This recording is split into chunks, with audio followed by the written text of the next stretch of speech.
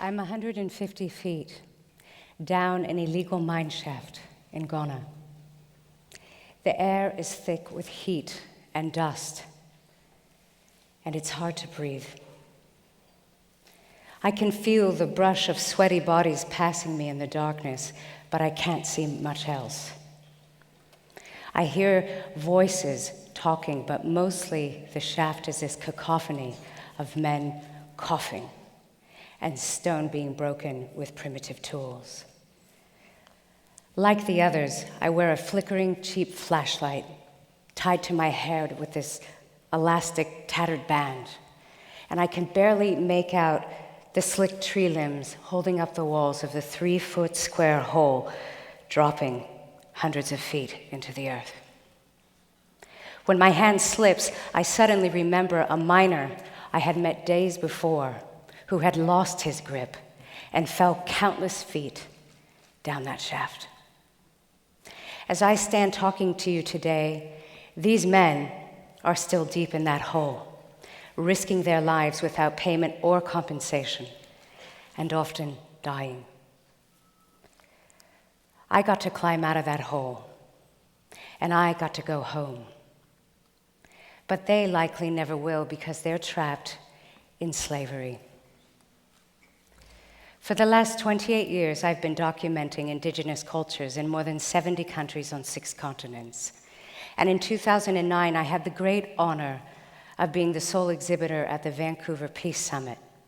Amongst all the astonishing people I met there, I met a supporter of Free the Slaves, an NGO dedicated to eradicating modern-day slavery. We started talking about slavery, and really, I started learning about slavery, for I'd certainly known it existed in the world, but not to such a degree. After we finished talking, I felt so horrible and honestly ashamed at my own lack of knowledge of this atrocity in my own lifetime. And I thought, if I don't know, how many other people don't know? It started burning a hole in my stomach, so within weeks, I flew down to Los Angeles to meet with the director of Free the Slaves and offer them my help. Thus began my journey into modern-day slavery. Oddly, I had been to many of these places before. Some I even considered like my second home. But this time, I would see the skeletons hidden in the closet. A conservative estimate tells us that there are more than 27 million people enslaved in the world today. That's double the amount of people taken from Africa during the entire transatlantic slave trade. 150 years ago, an agricultural slave cost about 3 times the annual salary of an American worker. That equates to about $50,000 in today's money. Yet today, entire families can be enslaved for generations over a debt as small as $18. Astonishingly, slavery generates profits of more than $13 billion worldwide each year. Many have been tricked by false promises of a good education, a better job, only to find that they're forced to work without pay, under the threat of violence, and they cannot walk away. Today's slavery is about commerce, so the goods that enslaved people produce have value, but the people producing them are disposable. Slavery exists everywhere, nearly, in the world, and yet it is illegal everywhere in the world. In India and Nepal, I was introduced to the brick kilns. The strange and awesome sight was like walking into ancient Egypt or Dante's Inferno. Enveloped in temperatures of 130 degrees, men, women, children, entire families, in fact, were cloaked in a heavy blanket of dust, while mechanically stacking bricks on their head, up to 18 at a time, and carrying them from the scorching kilns to trucks hundreds of yards away. Deadened by monotony and exhaustion, They worked silently, doing this task over and over for 16 or 17 hours a day. There were no breaks for food, no water breaks, and the severe dehydration made urinating pretty much inconsequential. So pervasive was the heat and the dust that my camera became too hot to even touch and ceased working. Every 20 minutes, I'd have to run back to our cruiser to clean out my gear and run it under an air conditioner to revive it. And as I sat there, I thought, my camera is getting far better treatment than these people. Back in the kilns, I wanted to cry. But the abolitionist next to me quickly grabbed me and he said, "Lisa, don't do that. Just don't do that here." And he very clearly explained to me that emotional displays are very dangerous in a place like this, not just for me, but for them. I couldn't offer them any direct help. I couldn't give them money, nothing.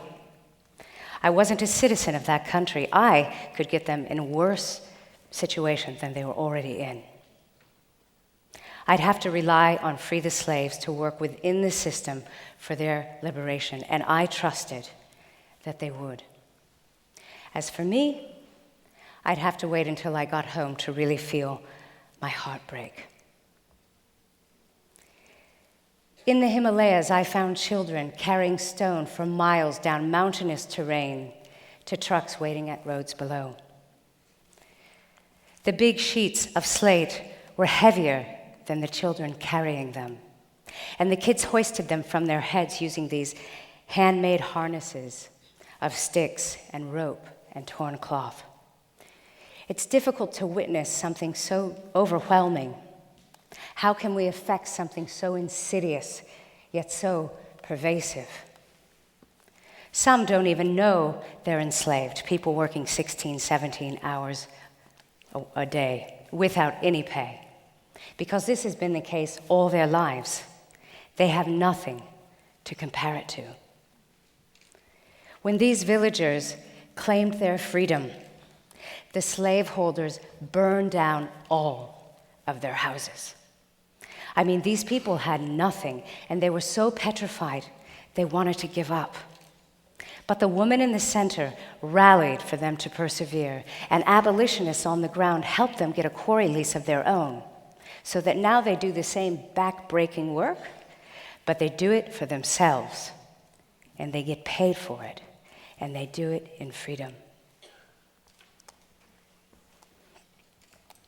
Sex trafficking is what we often think of when we hear the word slavery.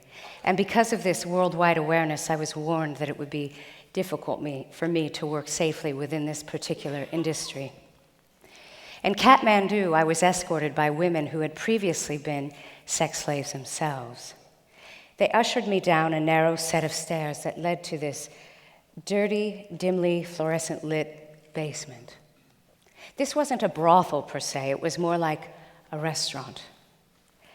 Cabin restaurants, as they're known in the trade, are venues for forced prostitution. Each has small, private rooms where the slaves, women, along with young girls and boys, some as young as 7 years old, are forced to entertain the clients, encouraging them to buy more food and alcohol. Each cubicle is dark and dingy, identified with a painted number on the wall, and partitioned by plywood and a curtain. The workers here often endure tragic sexual abuse at the hands of their customers. Standing in the near darkness, I remember feeling this quick, hot fear. And in that instant, I could only imagine what it must be like to be trapped in that hell. I had only one way out, the stairs from where I'd come in. There were no back doors. There were no windows large enough to climb through. These people have no escape at all. And as we take in such a difficult subject, it's important to note that slavery, including sex trafficking, occurs in our own backyard as well. Tens of hundreds of people are enslaved in agriculture, in restaurants, in domestic servitude, and the list can go on. Recently, the New York Times reported that between 100,000 and 300,000 American children are sold into sex slavery every year. It's all around us. We just don't see it. The textile industry is another one we often think of when we hear about slave labor.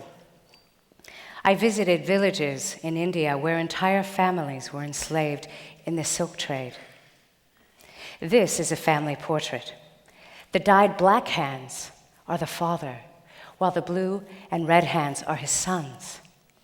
They mix dye in these big barrels, and they submerge the silk into the liquid up to their elbows. But the dye is toxic. My interpreter told me their stories. We have no freedom, they said. We hope still, though, that we could leave this house someday and go someplace else where we actually get paid for our dying. It's estimated that more than 4,000 children are enslaved on Lake Volta, the largest man-made lake in the world. When we first arrived, I went to have a quick look. I saw what seemed to be a family fishing on a boat. 2 older brothers, some younger kids. Makes sense, right? Wrong. They were all enslaved. Children are taken from their families and trafficked and vanished. And they're forced to work endless hours on these boats on the lake, even though they do not know how to swim. This young child is 8 years old. He was trembling when our boat approached, frightened it would run over his tiny canoe. He was petrified he would be knocked in the water.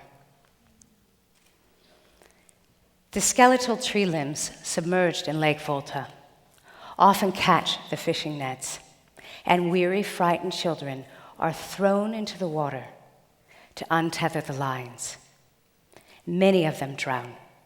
In fact, I didn't meet one child, not one, who didn't know another who hadn't drowned. For as long as he can recall, he's been forced to work on the lake. Terrified of his master, he will not run away. And since he's been treated with cruelty all his life, he passes that down to the younger slaves that he manages. I met these boys at 5 a.m. when they were hauling in the last of their nets. But they had been working since 1 a.m. in the cold, windy night. And it's important to note that these nets weigh more than 1,000 pounds when they're full of fish.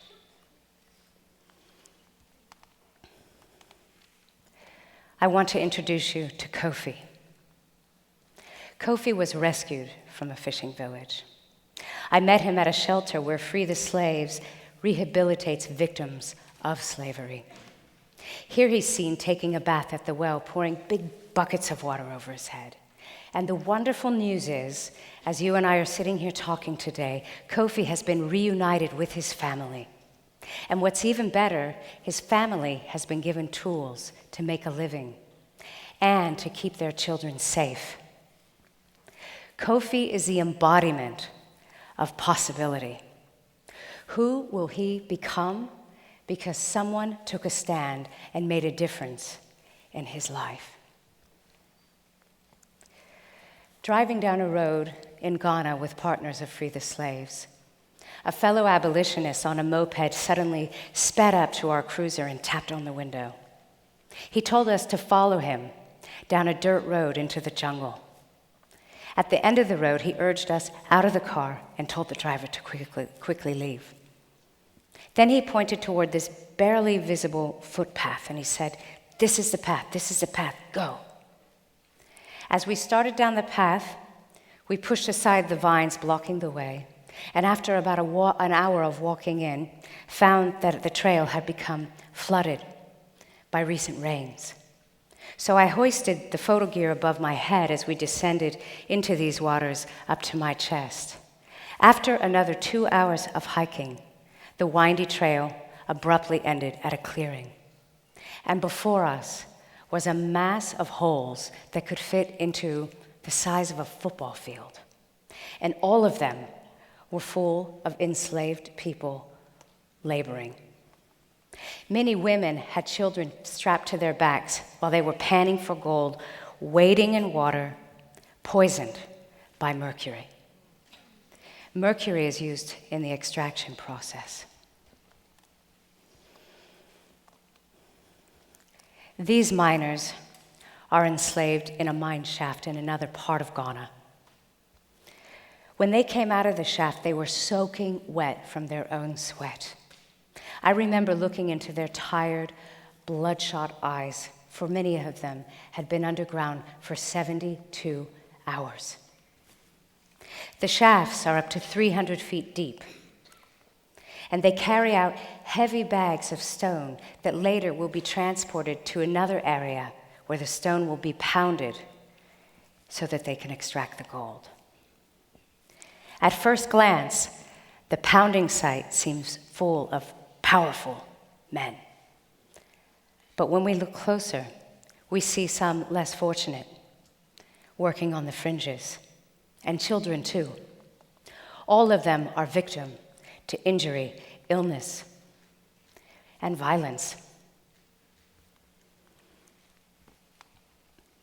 In fact, it's very likely that this muscular person will end up like this one here, racked with tuberculosis and mercury poisoning in just a few years.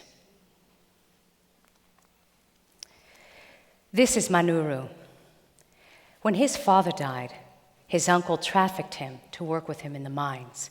When his uncle died, Manuru inherited his uncle's debt, which further forced him into being enslaved in the mines.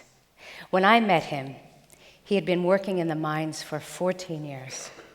And the leg injury that you see here is actually from a mining accident. One so severe, doctors say his leg should be amputated. On top of that, Manuru has tuberculosis. Yet he's still forced to work day in and day out in that mine shaft. Even still, he has a dream that he will become free and become educated with the help of local activists like Free the Slaves. And it's this sort of determination, in the face of unimaginable odds, that fills me with complete awe. I want to shine a light on slavery. When I was working in the field, I brought lots of candles with me. And with the help of my interpreter, I imparted to the people I was photographing that I wanted to illuminate their stories and their plight. So when it was safe for them and safe for me, I made these images. They knew their image would be seen by you out in the world. I wanted them to know that we will be bearing witness to them, and that we will do whatever we can to help make a difference in their lives. I truly believe if we can see one another as fellow human beings, then it becomes very difficult to tolerate atrocities like slavery. These images are not of issues, they are of people, real people like you and me, all deserving of the same rights, dignity, and respect in their lives.